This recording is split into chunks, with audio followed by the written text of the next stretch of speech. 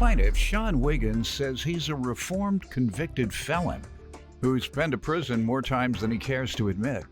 But he says he turned his life around 20 years ago after making a promise to his mother.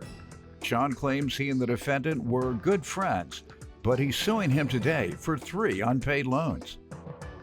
Defendant Zachariah Brown says he has overcome a lot of obstacles in his life, including an HIV diagnosis in 2016. Zachariah claims he filed a restraining order against Sean because he physically attacked him after loaning him money. And Zachariah is countersuing for traffic tickets. All rise. This court is now in session. The Honorable Judge Greg Mathis presiding.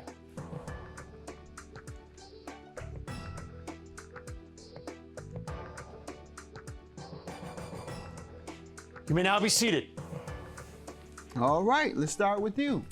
Your Honor, I'm not a goody-goody by any means. I consider myself a reformed convicted felon. Some 15, almost 20 years ago, I made a promise to my mother. I told her, I would never go back to prison as long as she lives. I kept that promise, Your Honor, up until this day, and I take pride in that. How many times had you gone? More times than I want to admit.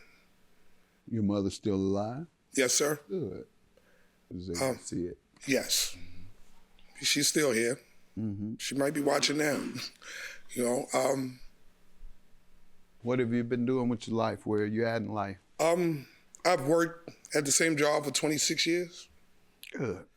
I'm active in my church. Where? Something told me you was going to ask that. Yeah, I think you might know. Churches around might know my pastor. Ooh, in New York? I see you from New York. Perfecting Faith. Donnie McClurkin, my dear friend. There it is. Really? 311 Main Street in Freeport. Hello, dear friend. But I'm currently going to Evangelal. No wonder you here today. No, Your Honor. You stayed over to Donnie McClurkin's church, you wouldn't be in trouble. Donnie is a good... Time you move to some other church, here you gotta come and straighten something out.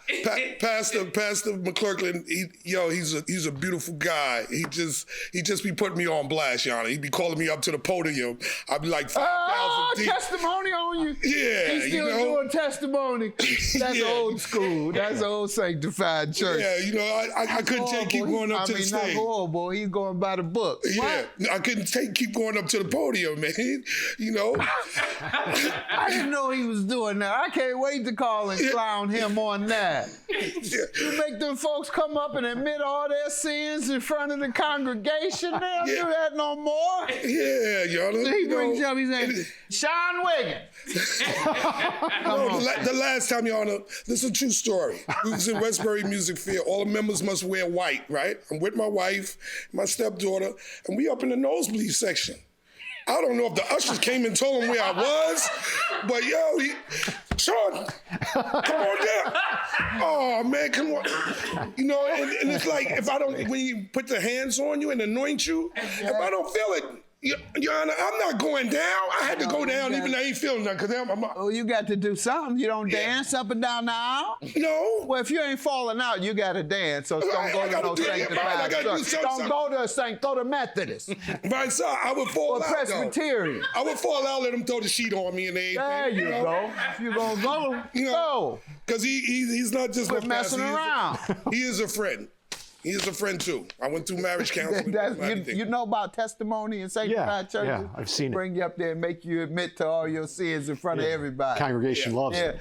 Pastor, this week I did everything under the sun, but the Lord is going to forgive me. But you say you got testimony on. Yeah. He bring you up and he tells your business. All the time, y'all. That's worse. Brothers and sisters, Brother Wiggins this week, I heard. Lustful heart. Yeah. Ooh, that's terrible. Where you go to church? Oh, Lord, you started out wrong. You don't go yet, do you? No, not up in New York. I used to go to church in Virginia. Okay. Yes. Very good. We get you one in New York. Go over there, my dear friend, Donnie McClurkin. My mother know Donnie McClurkin. She called him Aunt. Or Hezekiah Walker. That's another great brother that's doing great pastorship and leadership in New York. Go ahead. Let me hear some background from you now.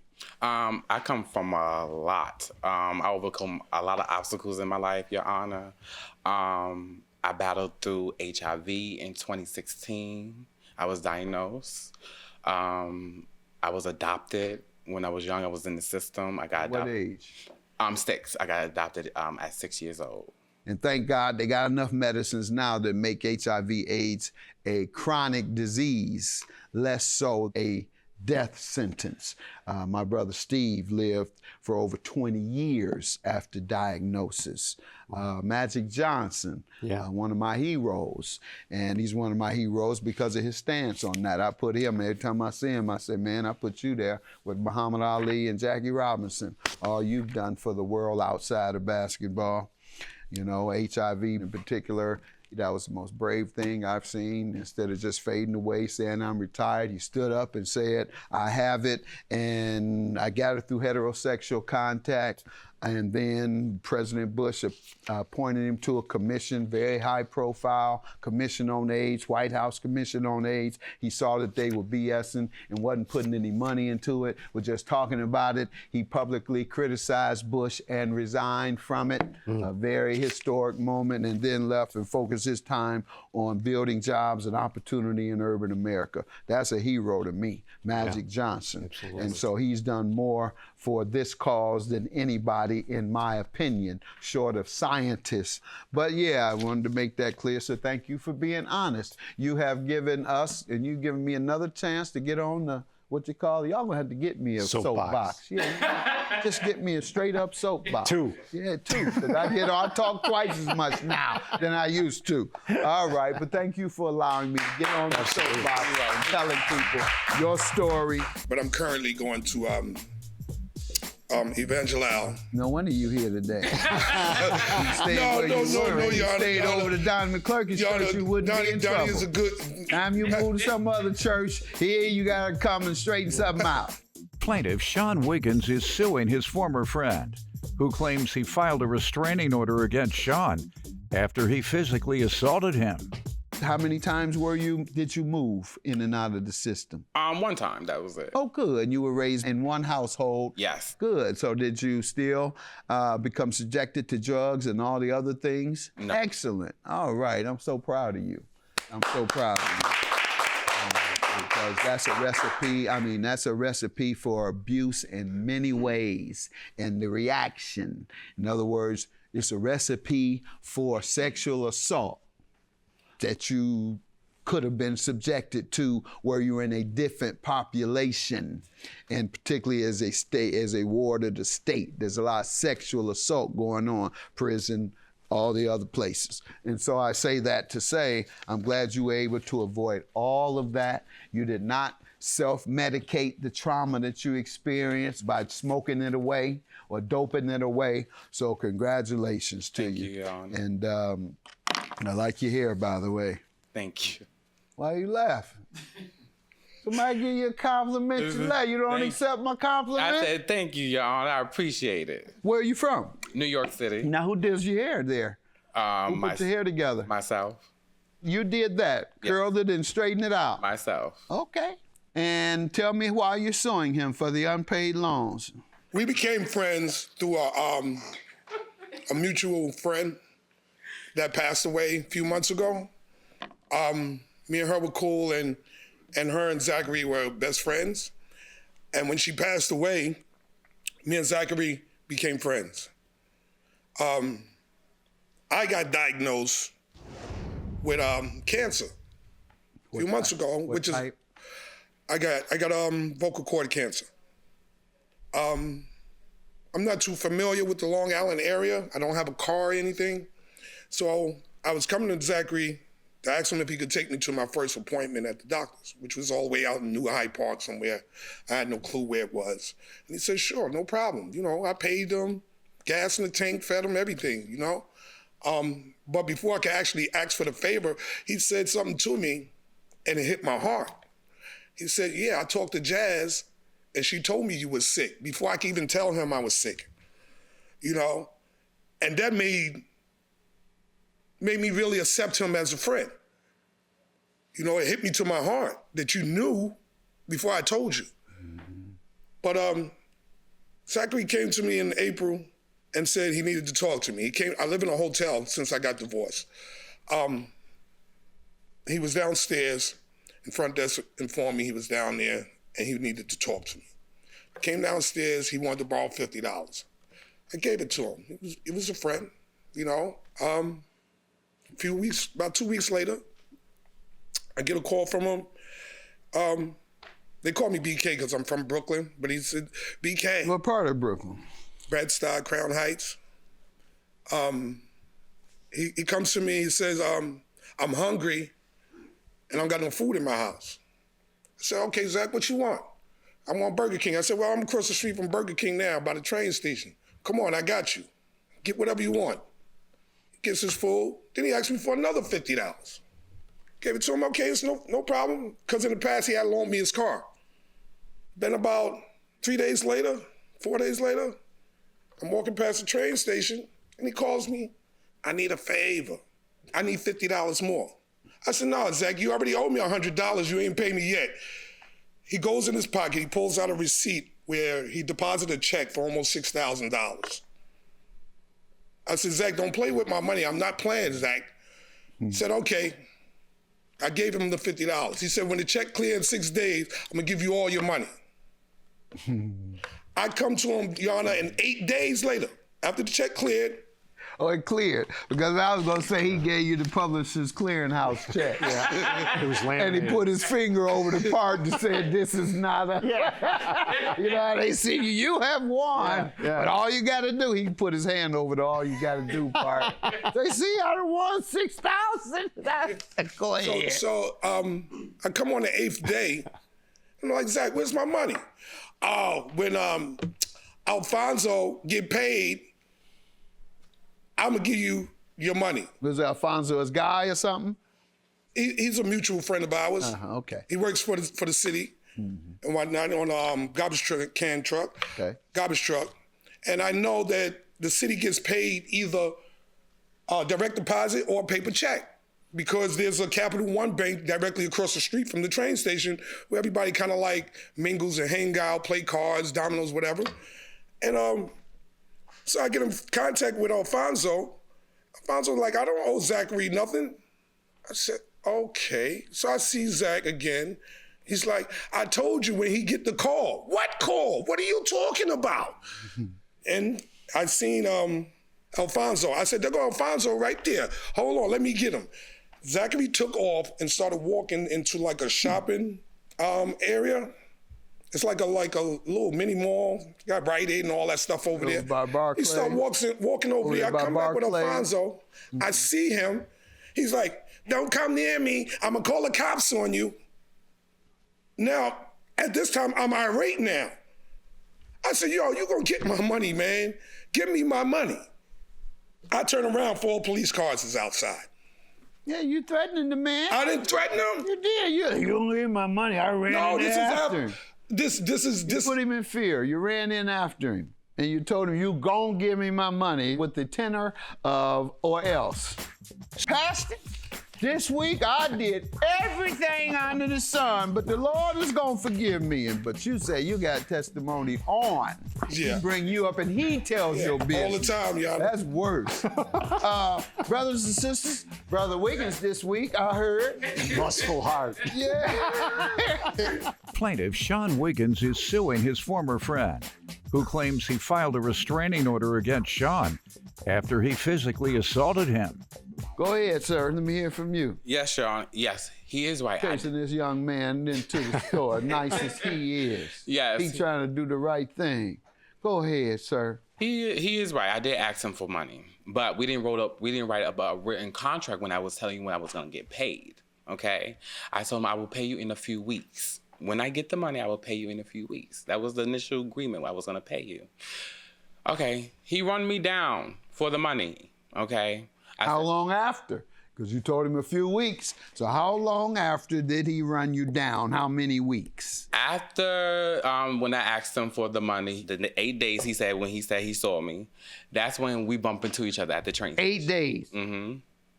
But you said you had told him it would be a few weeks. Yes. Did he say okay to that few weeks? Mm-hmm. But then 8 days he changed and wanted to get it then. Yeah. Why you think that is? I don't know why. Why didn't you ask? That's the logical thing to ask. Hey, Sean, you told me I had a few weeks. We agreed it would be a few weeks. It's only been 8 days. Why didn't you say that?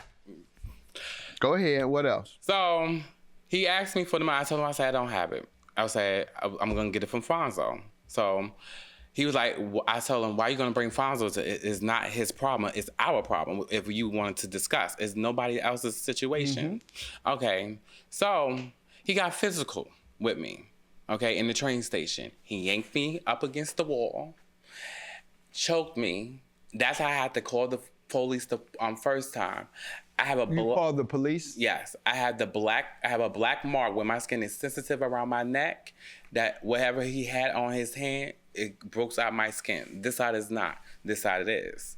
So I did a police report and told him, I don't want him near me, I want to order protection. He don't supposed to be near me at all. Did it? Yes. Okay.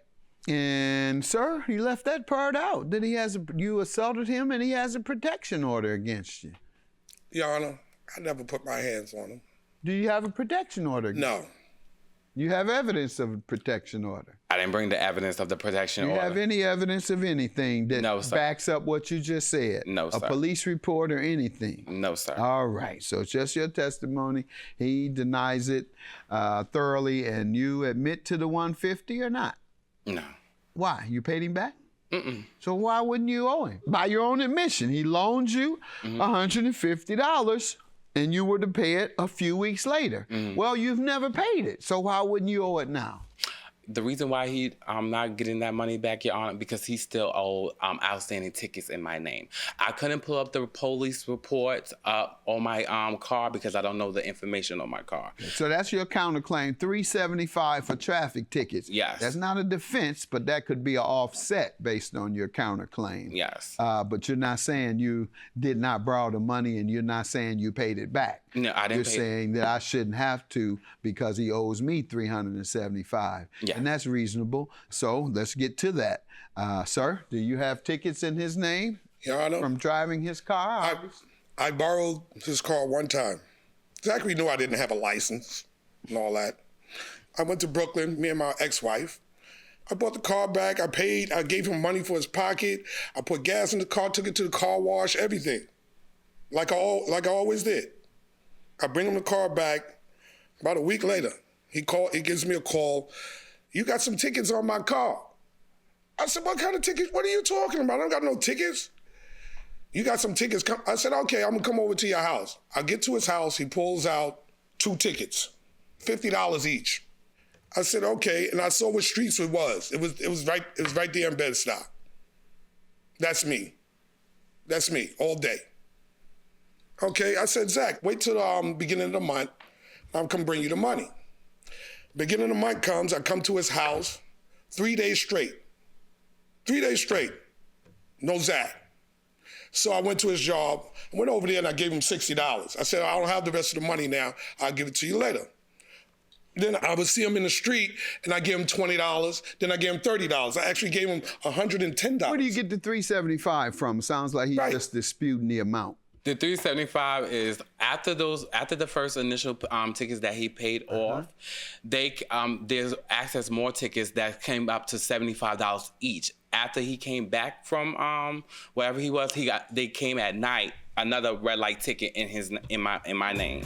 Yeah, I wanted to make that clear, so thank you for being honest. You have given me another chance to get on the, what they call, y'all gonna have to get me a soapbox. Yeah, just get me a straight up soapbox. 2. Yeah, 2, because I talk twice as much now than I used to. Plaintiff Sean Wiggins is suing his former friend, who claims he filed a restraining order against Sean after he physically assaulted him. Well, let me say this, sir. You've admitted to knowingly breaking the law when you took his car, period. You knew you didn't have a license. So let's start from there. You broke the law. Yeah. And you admit to getting tickets. He says they're more than what you say. I'm inclined to believe the man that didn't break the law, so I'm going to believe the law-abiding citizen. $375 is your judgment, $150 is your judgment. So you both win. Just try to obey the law, sir. Have a good day. It's all right. That's my best friend. I still love him. You can have that. No, I don't love you. I just need you to stay away from me. Stay the hell away from me. That's all I need you to do. I just need you to stay away from me. You take that and you lied to the judge, told him you don't do coke. Is you serious? You go in your crib. That's all you see is coke straws.